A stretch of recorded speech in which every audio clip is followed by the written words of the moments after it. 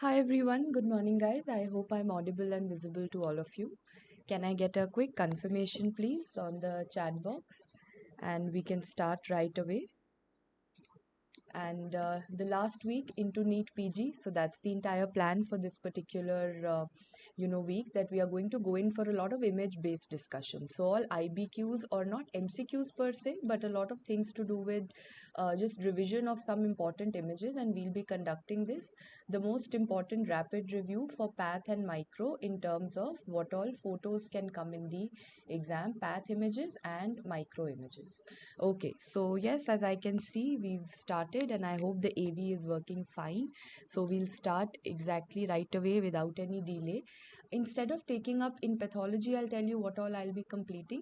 I think for path and micro, we are very well versed with the general path and general micro photos. I think that is something which usually no one has a problem in, like necrosis or poptosis. We usually face a little bit of a concern when it comes to the systems, I suppose. So I'm primarily in path, I'm going to focus on all the systems and the tumors that are important in terms of photos. And for microbiology, we'll be revising all the bacteria, because I think that is something which, again, you guys probably feel a little scared of. So micro bacteria is something prime importance. If we have time left, we'll take up the other images also. So this is going to go on from 16th to 20th. Every day morning at 7:30 we'll be meeting and we'll be discussing these images. Okay. Acha, is there still an audio issue? I hope now it's a little better. I've tried to change the audio source and I hope it works well.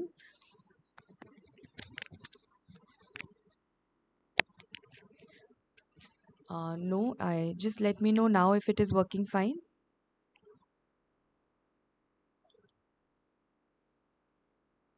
Okay. Right. So yes, guys, let's start right away. And now we start with image number one. I think everyone is aware of these two. We are starting with blood vessels. So when we start with blood vessels, the first photo, or the first two photos that we have out here, are going to be, I hope everyone's guessing well. These both are pictures of sclerosis. These both are pictures of sclerosis. So the first one that we have over here is hyaline arteriolosclerosis. When I say hyaline, how will I identify? This is a blood vessel and this is also a blood vessel. When we say hyaline, we should be seeing pink material in the blood vessel wall. Very good. Hyaline will show you pink material in the blood vessel wall. Hyperplastic will show you this kind of an appearance, that is onion skin appearance. Hyperplastic will show you this round and round onion skin appearance. And what are the conditions that we see them in? Hyaline arteriolosclerosis is seen in benign hypertension. Hyperplastic arteriolosclerosis is seen in malignant hypertension. What are the other questions they can ask you with this? That when you're dealing with the case of benign hypertension and malignant hypertension, what are the blood vessel changes? You've done that. What are the kidney changes? Who will tell me benign hypertension? What kind of a kidney do we see? For benign hypertension, we see it in the kidney as leather grain appearance. Everyone, you know these two photos also. So the same benign hypertension, if you see it in the blood vessel, you call it hyaline arteriolosclerosis. If you see it in the kidney, we can see the dot granularity on the kidney. We have the leather grain appearance. Perfect. Versus malignant hypertension, when you look at it on a blood vessel, you see the round and round onion skin pattern, that is hyperplasia. And when you see it on a kidney, you see something known as, we'll see a kidney like this and you'll see reddish color spots on it. That is referred to as the flea bitten kidney. This was also the NEET PG exact image that came in 2019, so it's definitely important. Okay, moving on, going on to the next blood vessel image that we have. This is the photo that you have a lumen out here. If you have a lumen out here, definitely you can identify that this is a blood vessel, and in the blood vessel you are seeing this bluish color material. In the blood vessel we are seeing the bluish color material, and that is referred to as calcium. So what do you call this disease? You call it CMD, calcific medial degeneration, which means I am seeing calcium. Number one, it is calcium. Why am I seeing calcium? You'll say, ma'am, it is just old age related. It's a degenerative condition. It is no cancer, no infection, nothing. It's an old age phenomena. And where are you seeing calcium? So I can see it's in the medial layer, in the muscle, in the tunica media. So I call it the medial degeneration. CMD, calcific medial degeneration, is also known as Monckeberg sclerosis. That's the fancy name that has been given to it. Repeating, what question will you get? What kind of a phenomena is it? Old age, yeah, degenerative phenomena. Let's go on to the next image. I think it's a spotter. As soon as you see, you know what the patient is suffering from.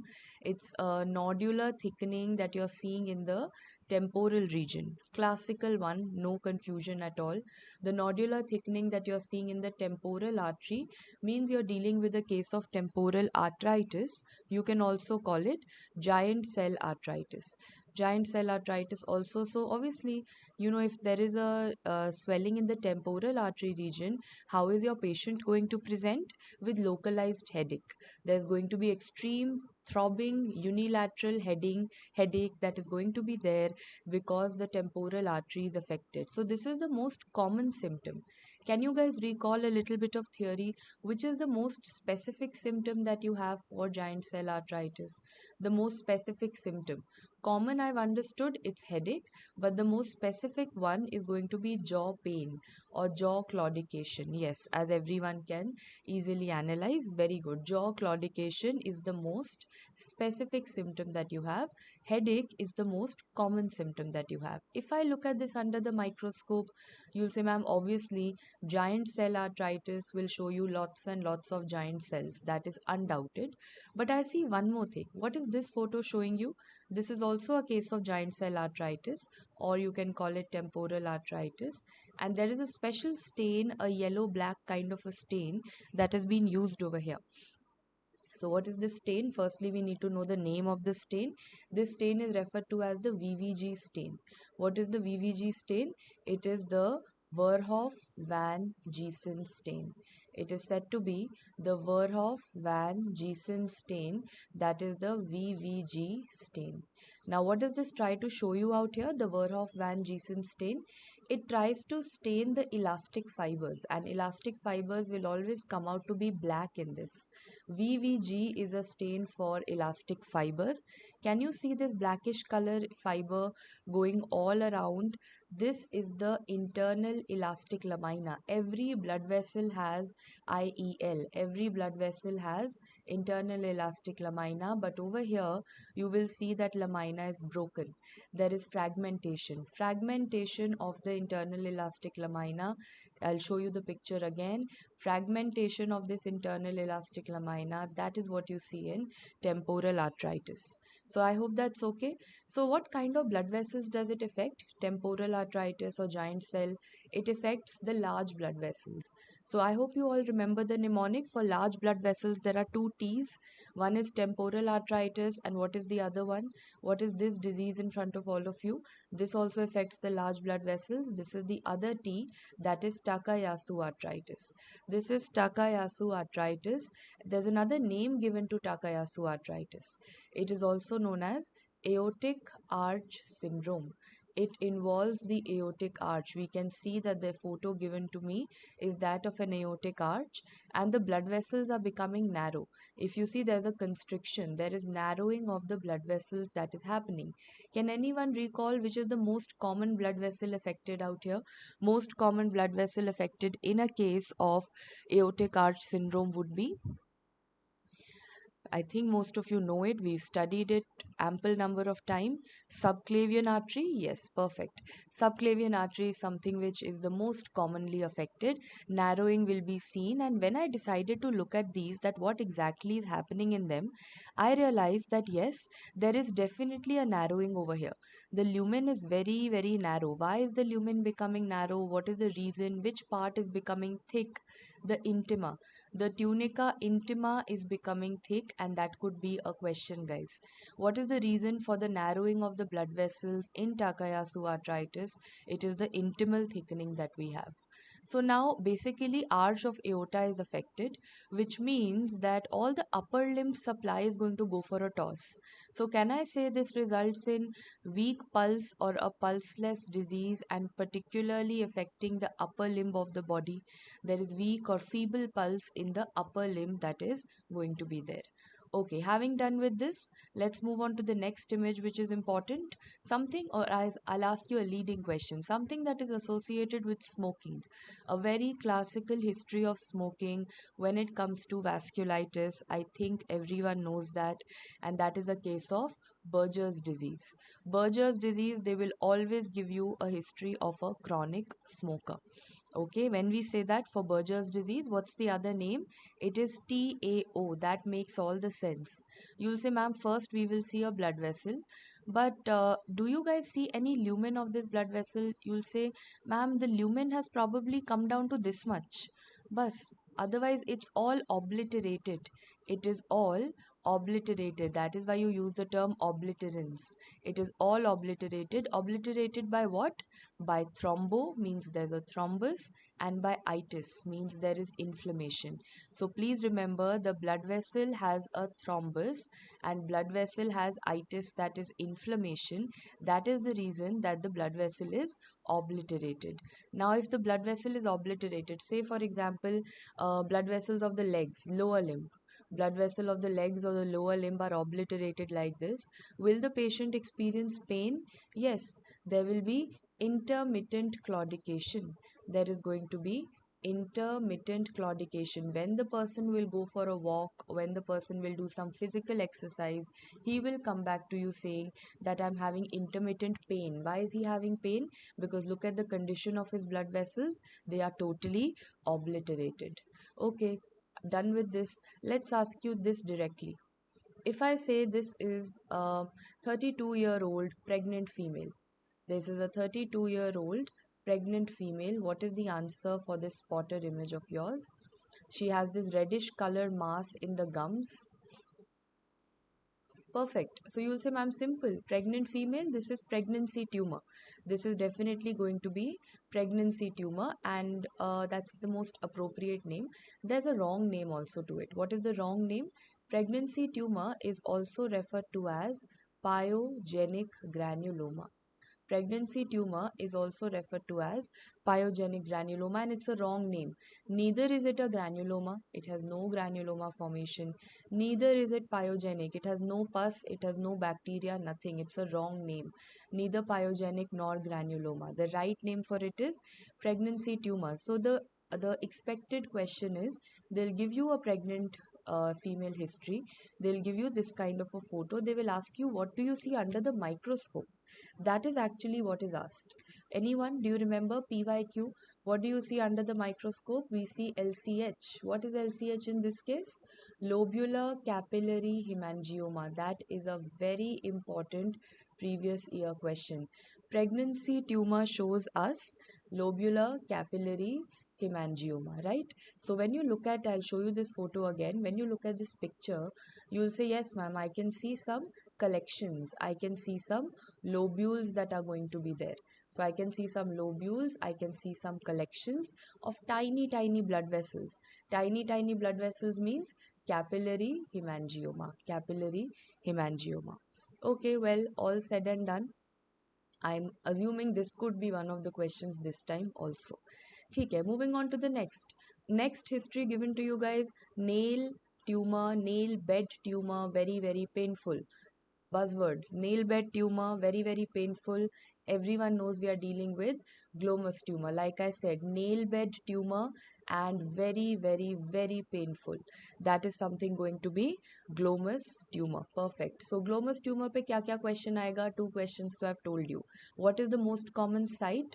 The most common site is nail bed, below the nail. What is the most common clinical presentation? It's extremely painful. What does it arise from? If they ask you, what does it arise from? You will say, ma'am, very, very simple. Glomus tumor will arise from the glomus body. Now, next question. your basic anatomy. Where is glomus body present? You will say, obviously, ma'am, it's present at the tips of these fingers. It's present at the tips of these fingers. So, glomus bodies are present at the fingertips. And what exactly is a glomus body made up of? It's nothing but an arteriovenous anastomosis.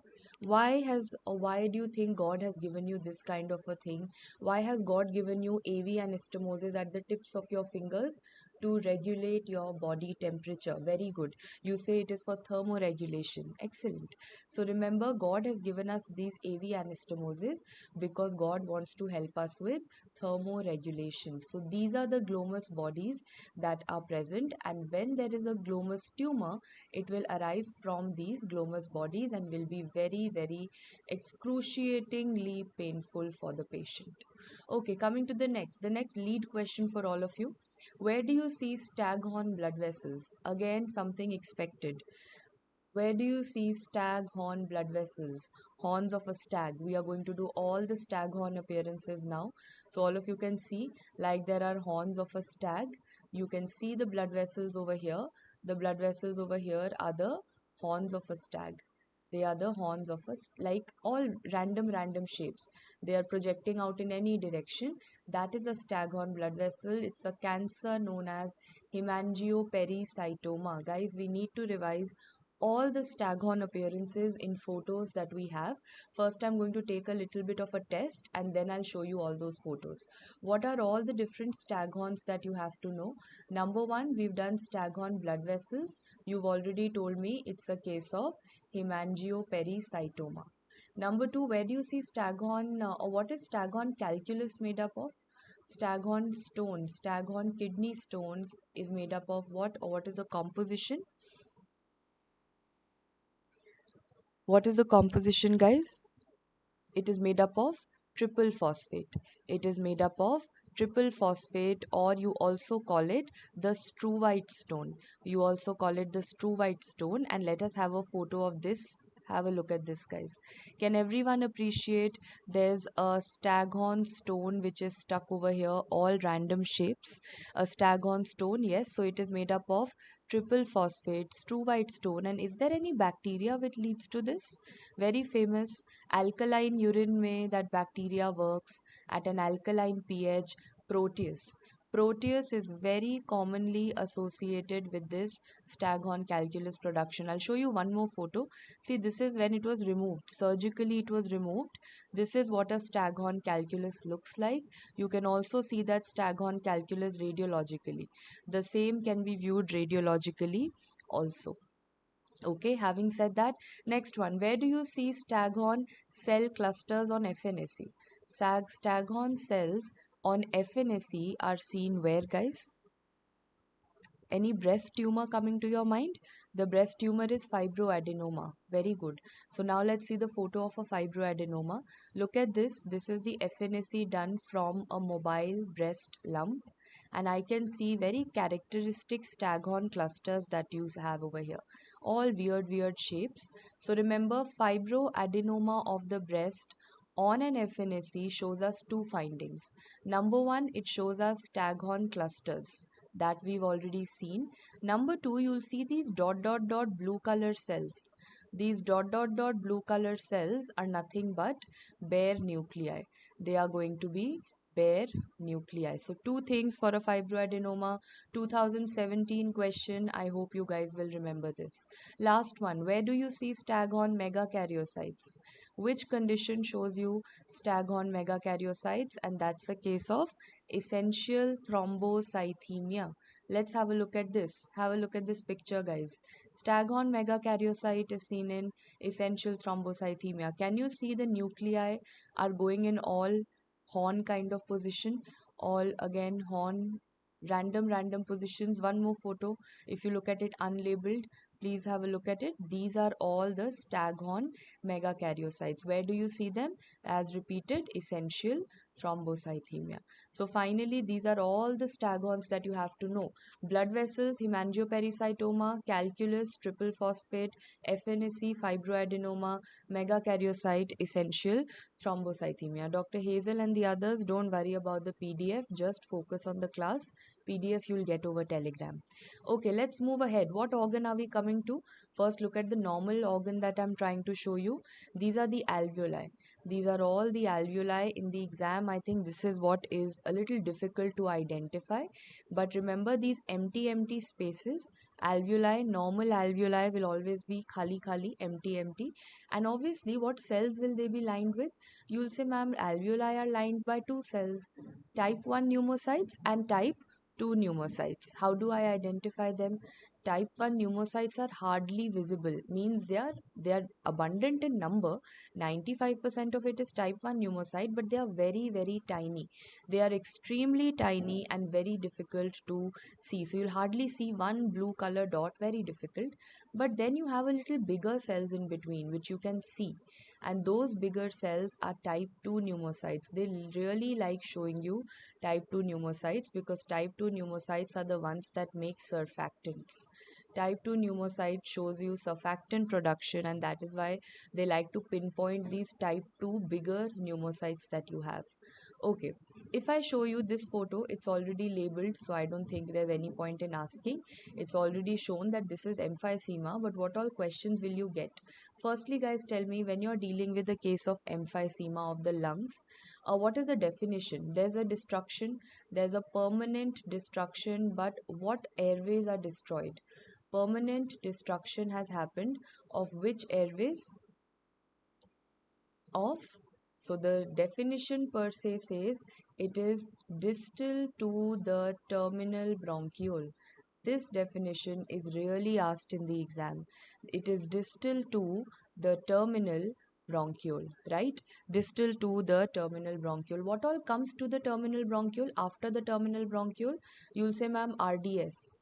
RDS is what I have to know, means we have respiratory bronchiole, then we have alveolar duct, and then we have alveolar sac. Repeating, there is respiratory bronchiole, there is going to be alveolar duct, and there is going to be an alveolar sac. These are the three things that are affected in an emphysema. So you will say, basically, ma'am, the walls are going to break.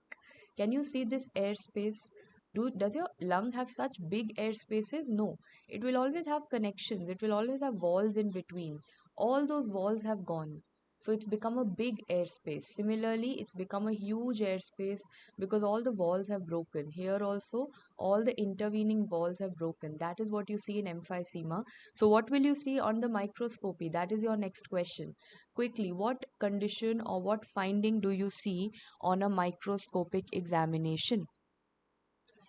Microscopy shows you floating septa. Have a look at this picture. You'll say, ma'am, exactly like you told us. This was supposed to be one alveoli. This was supposed to be one alveoli, but I see all those walls have probably broken down. All the walls have broken down. So the wall has broken from here, from here, and all those walls are now floating in between. I can see these tiny bits and fragments. We call them floating septa. Okay, what stain is this? Dr. Sahil, all these stains are the normal HNE, pink and blue. Nothing special as of now that's going on. Okay, so we have HNE, pink and blue stain, and I can see the floating septa. The floating septa that we have. Fine, moving on to the next one. It's a spotter, and I hope you guys will identify it without any history. I'm looking out for this answer. Okay, yes, I can see many of you are on track, and this is, I'll highlight something for you. Okay, we directly got a diagnosis of asthma because it must be on the basis of what? We can see something called Charcot-Leyden crystal. Yes. So we are dealing with the case of asthma, and we can see this big needle over here, a tiny needle over here, a medium needle over here. These are Charcot-Leyden crystals which you see in a case of asthma. What is a Charcot-Leyden crystal made up of? It is made up of galactin 10, previous year question. And what is it going to come from? What does galactin 10 come from? Think logically. Asthma is a type 1 hypersensitivity, means it is an allergy. It's an allergic reaction, type 1 hypersensitivity. And the cells that we have in allergies and type 1 hypersensitivity are eosinophils, which means that eosinophils are going to give a compound called galactin 10, and galactin 10 is then going to go and make that crystal called Charcot-Leyden crystal. So I hope all of you remember that asthma had 3 C's. Asthma had 3 C's. The first C is Charcot-Leyden crystal. What is the second C over here? Second C that you see over here in this and in this, these are bodies. You will say, ma'am, there's a cluster over here, there's another cluster over here. These are said to be cereola bodies. It's a cluster of what? It's a cluster of the airway cells. See, think logically. I have a patient of asthma, and every patient of asthma is definitely going to have bouts of cough, definitive bouts of cough. So when you cough out with a lot of pressure, you cough out, right? So the cells will also come out. The cells will also come out in the sputum. That is the collection of cells that I see over here and I see over here, known as the cereola bodies. What is the last C? The very famous one which all students know, and that's the case of a spiral. It looks like a spiral. It is a Kirschmann spiral. What is it made up of? Again, it is nothing but mucus. Mucus threads tend to make this kind of a spiral. So repeating, guys, the 3 C's that I have told you. Now I'm going to ask you a question beyond that. Number 1, Charcot-Leyden crystal. Number 2, we had the cereola bodies. And number 3, we have the Kirschmann spiral. Where were you seeing them? What was the sample that you took from the patient? What was the sample that you took from the patient? This was a typical, see, asthma hai, so what sample can I take? I will obviously be taking a sputum sample. And if I've taken a sputum sample, what is the fixative in which I can keep a sputum sample? Again, an expected question. The fixative that I can keep it in is Saccomanno-fixative. Saccomanno-fixative, S for S. Repeating, for sputum, we can use Saccomanno-fixative, and that is all that you have to know for the photos of asthma. Okay, coming to the next disease, coming to the next set of photos, what is this? There's a picture that you see over here, picture number 1, and there's a picture that you see over here, picture number 2. I want answers to both. Are they the same? Are they different? Whatever your answer is, please let me know. Whatever you feel is the correct answer, please let me know. Okay, I've got one answer, ma'am. It's a case of sarcoidosis. It's an asteroid body. So as per you guys, 1 and 2 is the same. There's no difference. Sarcoid, asteroid. Okay, so asteroid is over here also, and asteroid is over here also. Perfect. I've got the answer now. We are dealing with a case of two things. But yes, ultimately you're right. This is also an asteroid body because it's starry in shape. This is also an asteroid body. So first thing, both of these pictures are stars and both of these are asteroid bodies, but one of them is sarcoidosis and one of them is Sporothrix schenki. How did I identify it? When I'm talking about sarcoidosis, I know that I'm dealing with giant cells. I have this huge cell out here if you look, and it's got lots of blue dot dot dot nuclei. So I'll have a cell, it will have nuclei, a multinucleated giant cell, and inside that multinucleated giant cell, we are going to see stars, we are going to see asteroid bodies. Okay, on the other hand, so you'll say, ma'am, basically the point is that this asteroid body you are seeing inside a cell, whereas over here I'm just seeing an asteroid body. It's not inside any cell, it's roaming around in the outside. So when you see asteroid body inside the cell, it is sarcoidosis. When you see an asteroid body outside the cell, it is sporothrix. Guys, what is the other name of sporotrichosis? I think everyone knows. Other name of sporotrichosis is Rose Gardner's disease. The other name is referred to as Rose Gardner's disease. So Gardner will always be roaming around in the outside field, right? Gardner will not be working inside. Gardner will always be working outside in the fields, in the gardens.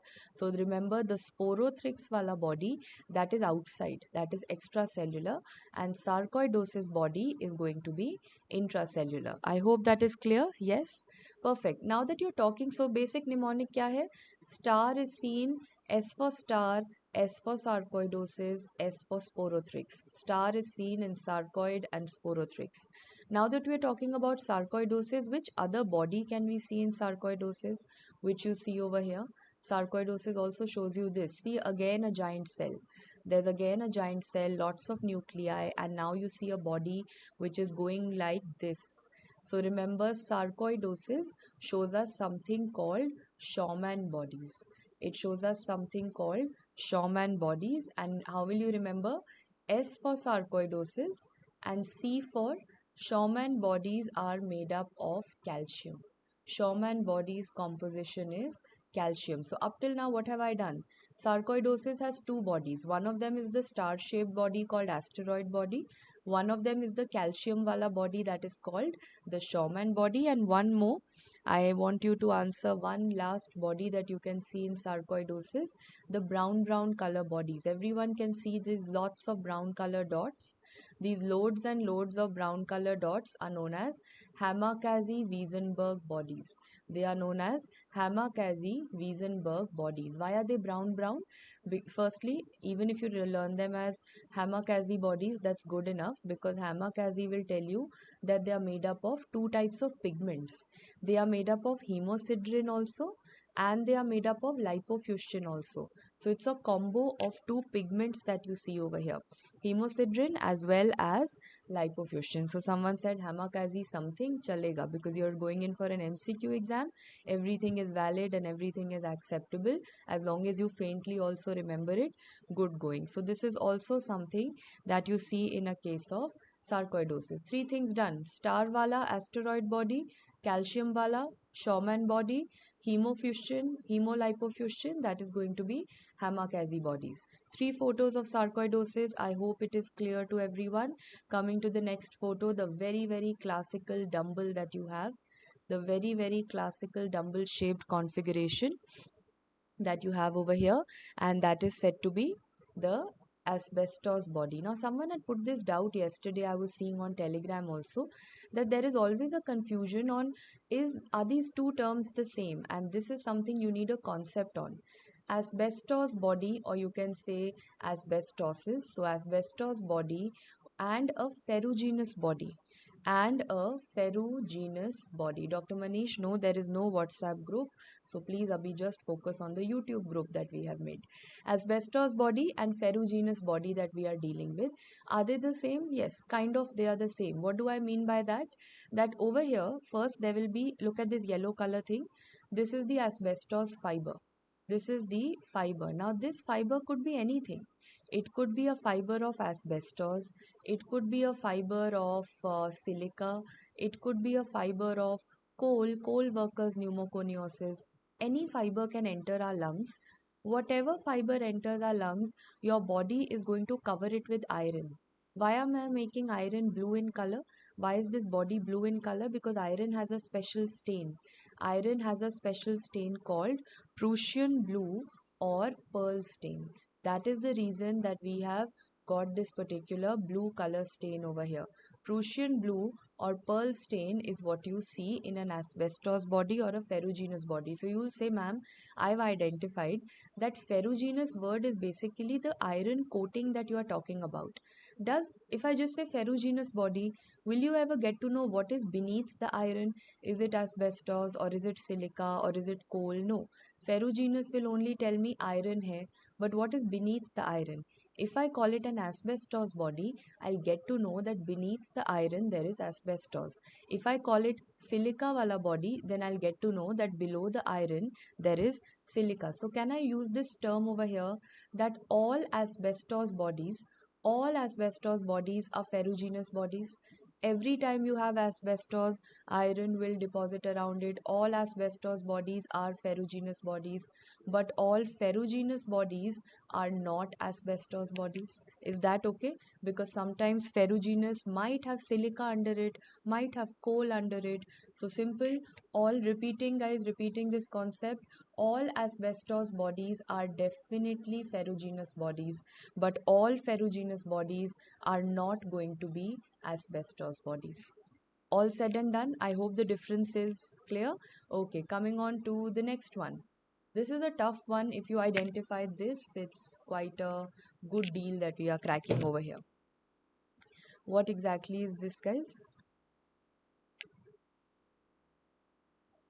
There There's an arrow that is showing you some kind of a bluish fibrous focus. Okay, I'll give you a hint. It's a kind of a pneumonia.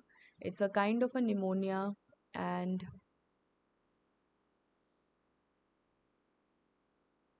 okay, so I've got some answers. Someone says amniotic fluid. Amniotic fluid hota, you would have seen, if you call it amniotic fluid embolism, you would have seen pink color keratin. This is not pink color keratin. Okay, next one says alveolar pulmonary. Just because I said tough hai, so everyone is giving me big, big names. Pulmonary alveolar proteinosis. Protein is always pink in color. Okay, finally started getting the answer to this, and that is cryptogenic organizing pneumonia. Yes, so what bodies are these? These fibrotic foci. And remember, whenever this photo will come in the exam, the word fibrosis will be written in the question. There is a fibrotic focus that is seen in the lung. This is a case of, some people call it COP and some people call it BOOP. These are the two names that are given to it.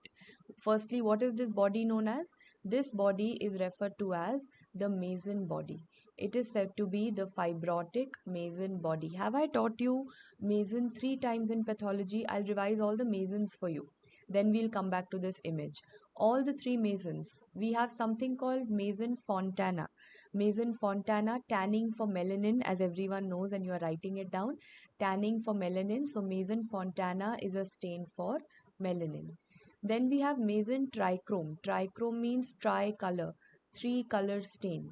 What are the 3 colors? You will say, ma'am, nucleus is always, everywhere you stain the nucleus, it is blue black in color. So nucleus over here will also be blue black in color. The main confusion is between muscle and collagen, which is red, which is blue. So remember, Mr. will tell you that muscle is going to be red, and then automatically collagen is going to be blue in color. So Mr. Muscle red, collagen blue, nucleus blue black, the 3 colors Mason trichrome. Now I come to the third Mason, that is Mason body, which you see in a case of cryptogenic organizing pneumonia. Cryptogenic means, what do I mean by the term cryptogenic? Reason is not known. Cryptic, hidden. Cryptogenic organizing pneumonia shows you the presence of Mason bodies, which are what? I've already told you. What are they comprised of? You'll say, ma'am, lots and lots of fibrotic foci. That's why, do you notice you're calling it organizing? Cryptogenic organizing pneumonia. Whenever something is organizing, means it is healing. It is on its road to recovery. When it's organizing, it's healing, it's on its road to recovery, which means fibrosis is going to happen. So it shows you fibrotic foci. Okay, done with this question. Let's ask you a particular lung tumor. Asking you this lung tumor which is present as a bronchial mass. Answer, guys. Lung tumor which is present as a bronchial mass in a 45-year-old male. History given to you. क्या लग रहा है? What is it? Okay, I've started getting 1 or 2 answers which are right on track. It's a tough one, but I'm quite surprised that I've seen a few answers which are right. So, abhi kya ho raha hai? Now the ones who didn't get, they are guessing. Ki ma'am, it could be squamous. First, I won't give you the answer to this. All the wrong answers that I've got, I'm going to ask you those first. First wrong answer I got was squamous cell carcinoma. If you think this is squamous cell carcinoma, no, this is not squamous cell carcinoma. This is a case of squamous cell carcinoma. How do you identify squamous cell carcinoma? You always pick up the KPs. You always pick up the KPs, and that is referred to as the keratin pearls. Whenever you see the keratin pearls, that is when you're dealing with a case of squamous cell carcinoma. That was the first wrong question. Do you see KPs over here? Any round pink pearls over here? I don't. So this is not squamous cell carcinoma. The next one, someone told me, ma'am, adenocarcinoma. Only one of you said adeno. Adeno should never be the answer, because adenocarcinoma will always show you round open glands. In adenocarcinoma, you will always see, any adenocarcinoma anywhere in the body, you will always see glands. So do you see any round open glands here? Adeno bhi nahi hai. Third and fourth answers were small cell and large cell. Guys, large cell carcinoma photo will never come to you in the exam. So never give that as an image based answer. Large cell carcinoma is not a image based question. Never. will it come. For those who marked small cell carcinoma, there are two things of small cell carcinoma that you have to know. Small cell carcinoma has two very, very characteristic features. Number one, it has salt and pepper chromatin. Number one, it has salt and pepper chromatin. That is what you're seeing over here. Look at the cells. The cells are looking, they have those white dots. For example, if this is a nucleus, you'll say, ma'am, some of the areas are blue and then rest of the areas are white. Blue and white, basically correlating it with black and white. Salt and pepper, salt is white, pepper is black, so that dark and light areas, salt and pepper chromatin. What is the second thing? Yes, perfectly saying. The second thing for small cell carcinoma is an azopardi effect. How do we identify azopardi effect? Very, very simple. This will be a blood vessel, but that blood vessel will now become blue. When you start seeing a blue color blood vessel, remember azopardi effect is a blue blood vessel. That is what is azopardi. Can you see this blood vessel over here has become characteristically blue? Blue blood vessel, azopardi effect. These are the two things you see in small cell carcinoma. Were you seeing anything out here?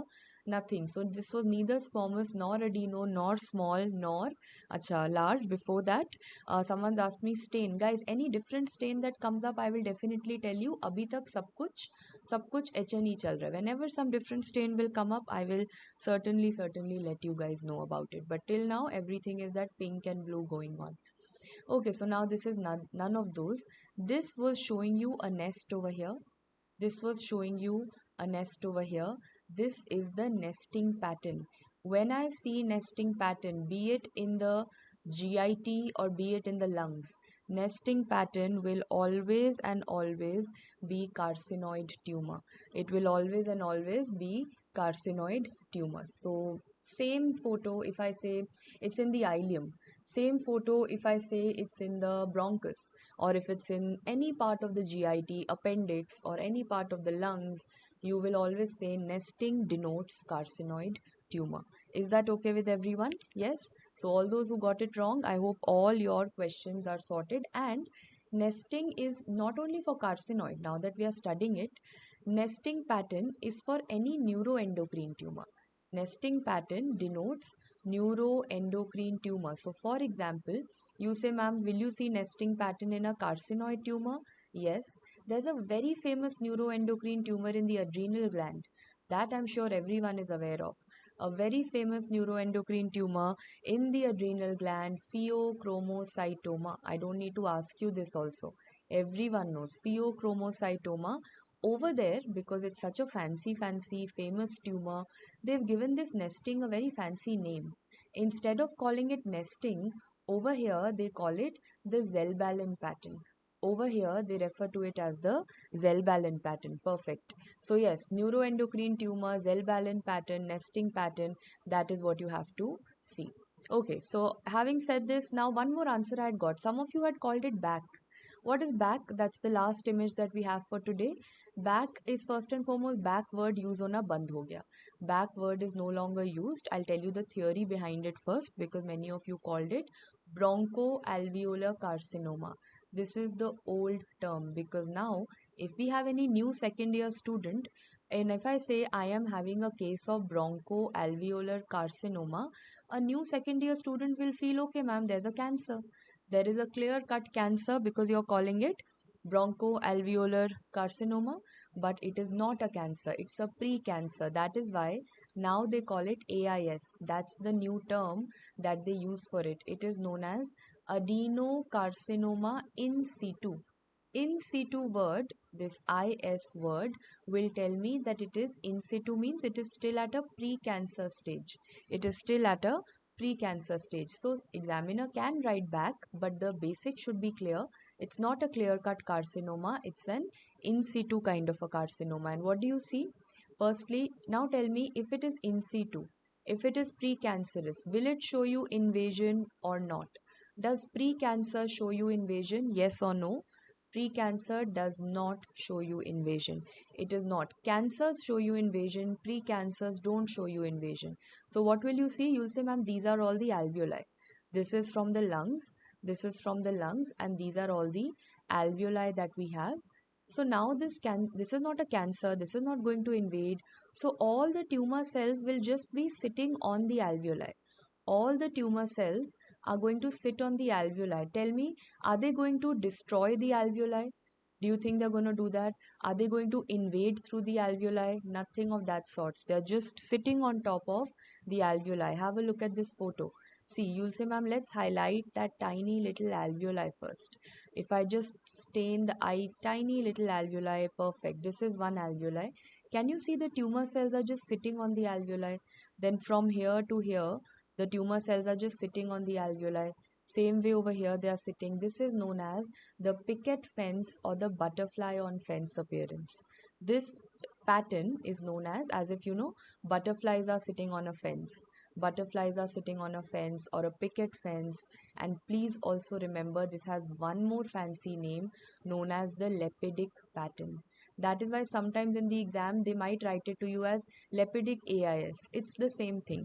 Lepidic pattern, Lepidic AIS is exactly the same thing. Now, before I end the session, there are two questions that you have to answer for me, and then we'll definitely wrap up.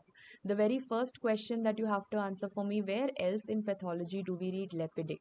There is something known as Lepidic pattern, which you've answered over here, that is seen in bronchoalveolar carcinoma or adenocarcinoma in situ. Where do we see Lepidic cells in the heart? I think very good. Lepidic cells in the heart are seen in a tumor that is known as myxoma. It is seen in a myxoma. Very good. So this one collateral question is done. What is the second collateral question? Where else in pathology do you see the picket fence or the butterfly on fence appearance? Where in pathology do you see the butterfly on fence? Again, one answer we've got, but bronchoalveolar carcinoma or adenocarcinoma in situ. Something on a pap smear, we see the same picket fence or butterfly on fence appearance, and that is very good, excellent. Endocervical cells. Endocervical cells on a pap smear also show you the same picket fence appearance. Normal endocervical cells. Right, perfect. So these were the two collateral things that we wanted to discuss, and we've done that. So we can wrap up the session, I suppose. Tomorrow, guys, I'm going to take up a little rare kind of images, जो हम ज़्यादा नहीं पढ़ते. I'm going to finish those off. So I'm going to consider pictures of the genital tumors.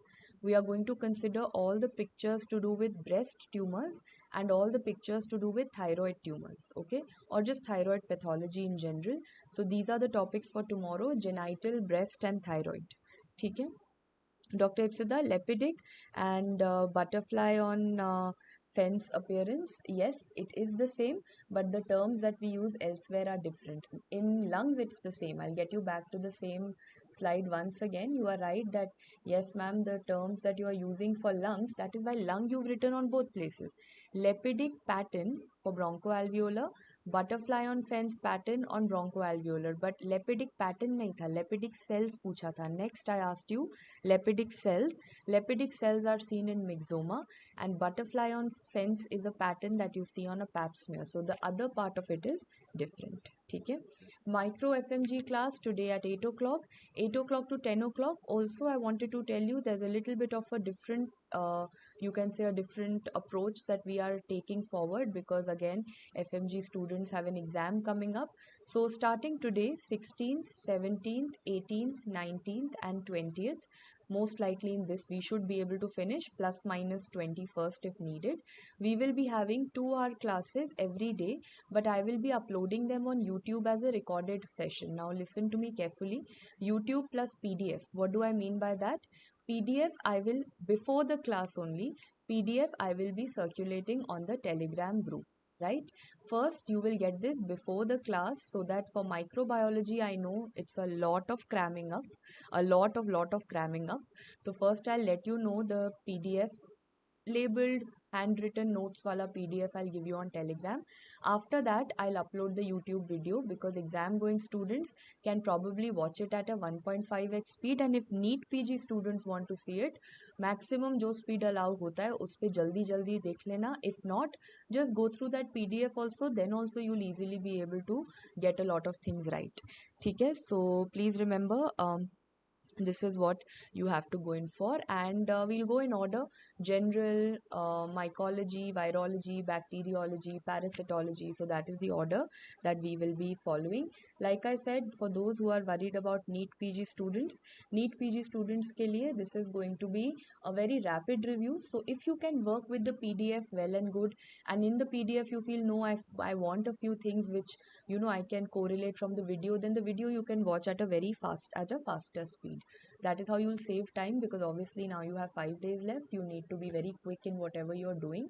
For the FMG students, ideally you should be watching the entire video, but best is micro padne ka best tarika is you need to have your notes in front of you, because micro is all cramming up. So whatever I'm speaking should be in front of you. If you can manage to open it on a separate screen and keep the PDF in front of you as the class is playing, that is the ideal way of learning microbiology. Link I'll provide you at 8 o'clock. This will be 8 o'clock link. So at every day at 8, I'll help you with the link. 2 hours we are going to study this from the PDFs, right? Okay, thank you so much, guys. All the very best. See you at 8 in the evening. Also, today is 16th. 16th means today is the last day to probably enroll for this particular 1 month subscription plan that is going on. That's the code you can use. All the NEET and FMG students, even if you purchase it today, it's going to be applicable for 1 month. All the FMG students, there's a new batch also starting for you from June 1st. Obviously, the ones who are wanting to go in for the December exam, for you guys from June 1st a new batch is starting, full course path. So even if you take this subscription now, I think in June also you can join in for those particular classes. So that's going to help you. Pathology in June will be a complete 44-hour course that we will have for the FMG students. So it's going to take care of the full course pathology that is needed for all of you. Okay, Dr. Ipsita, does the PYQ batch cover all? Yes, the PYQ batch that you're talking about, it covers all the important PYQs of the 19 subjects. So yes, if you have time or if you feel that you want to revise your PYQs, you can definitely go in for that. Okay, thank you so much, guys. Study well. Thank you for joining, and I will be meeting you in the evening, 8 o'clock. I'll upload the PDF, as well as PDF I'll upload beforehand by 6 or 7, and at 8 o'clock I'll be putting up the link which you can watch for micro